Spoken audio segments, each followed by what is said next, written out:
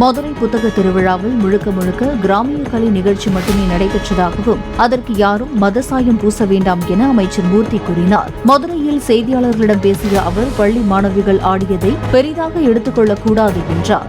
கிராமிய பாடலுக்கு இது இன்னைக்கு நேரத்தில் இல்ல, காலங்காலமா கிராமிய பாடல் தான் பாட்டதிலே ஒழிய மதமும் இல்ல, சமுதாயமும் இல்ல, எந்த விதமானமும் இல்ல.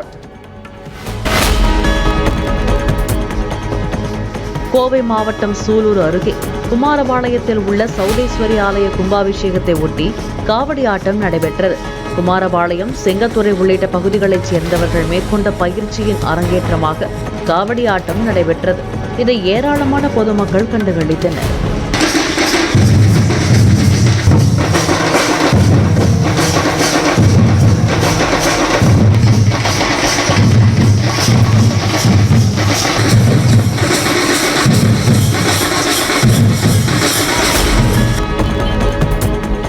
திருத்தணியில் தணிகை புதுமை மாதா திருக்கோயிலில் தேர்பவனி விழா நடைபெற்றது.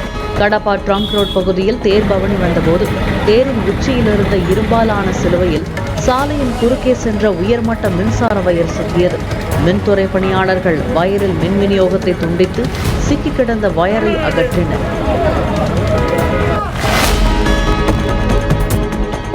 கோவையில் பங்குச்சந்தையில் முதலீடு செய்தால் அதிக லாபம் சம்பாதிக்க முடியும் என கூறி 11,50,000 ரூபாயை மோசடி செய்ததாக 2 பெண்கள் உட்பட 4 பேர் கைது செய்யப்பட்டனர்.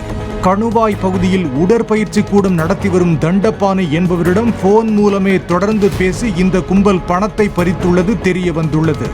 இந்த கும்பலில் முக்கிய நபராக கருதப்படும் பிரவீன் என்பவரை போலீசார் தேடி வருகின்றனர். தூத்துக்குடி மாவட்டம் சாத்தான்குளத்தில் சாலையை கடக்க முயன்ற அரசு பள்ளி ஆசிரியை வேகமாக வந்த பைக் மோதியதில் தூக்கி வீசப்பட்டு படுகாயமடைந்தார்.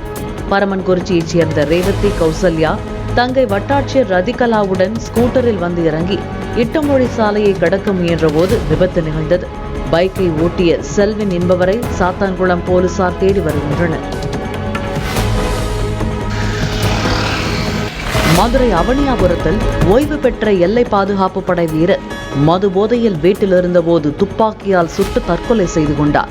பாம்பன் நகரைச் சேர்ந்த சிவராமன் இந்திய எல்லை பாதுகாப்பு படையில் 22 ஆண்டுகளாக பணியாற்றி விருப்ப ஓய்வு பெற்றதாகவும் மது போதைக்கு அடிமையானதால் மது அருந்துவதற்காக பணம் கேட்டு அடிக்கடி வீட்டில் தொல்லை செய்ததாகவும் போலீசார் தெரிவித்துள்ளனர்.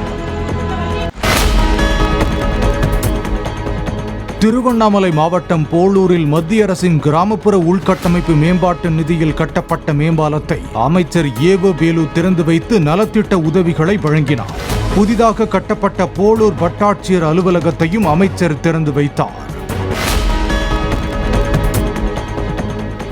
தென்காசி மாவட்டம் ஆலங்குளத்தை அடுத்த நெட்டூர் அரசு மேல்நிலைப் பள்ளியில் கல்வி ஒழுக்கத்தில் சிறந்து விளங்கிய மாணவி அனு என்பவர் ஒருநாள் தலைமை ஆசிரியராக தேர்ந்தெடுக்கப்பட்டார். 600க்கும் மேற்பட்ட மாணவிகள் பயிலும் இப்பள்ளி கடந்த சில ஆண்டுகளாக 100 விழுக்காடு தேர்ச்சியை கொடுத்து வருவதாக கூறப்படுகிறது. இந்த ஆண்டு இப்பள்ளி மாணவர்கள் 3 பேர் நீட் தேர்வில் வென்று மருத்துவ படிப்புக்கு தேர்வாகியுள்ளனர்.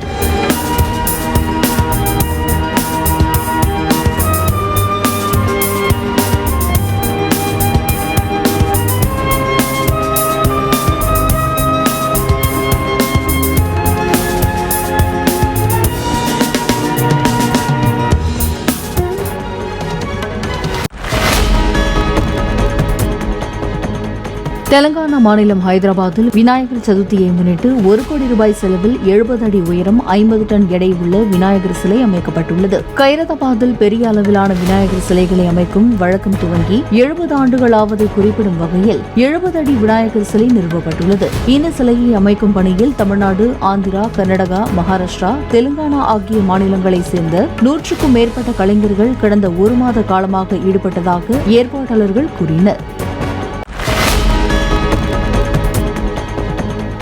வேலூர் அருகே பச்சிளம் பெண் குழந்தையை எருக்கம்பால் கொடுத்து கொலை செய்த வழக்கில் குழந்தையின் தாய் மற்றும் தந்தையை 15 நாள் நீதிமன்ற காவலில் அடைக்க நீதிபதி உத்தரவிட்டார். இதனையடுத்து போலீசார் குழந்தையின் தந்தை ஜீவாவை வேலூர் ஆண்கள் மத்திய சிறையிலும் குழந்தையின் தாய் டயனாவை வேலூர் பெண்கள் தனிச்சிறையிலும் அடைத்தனர்.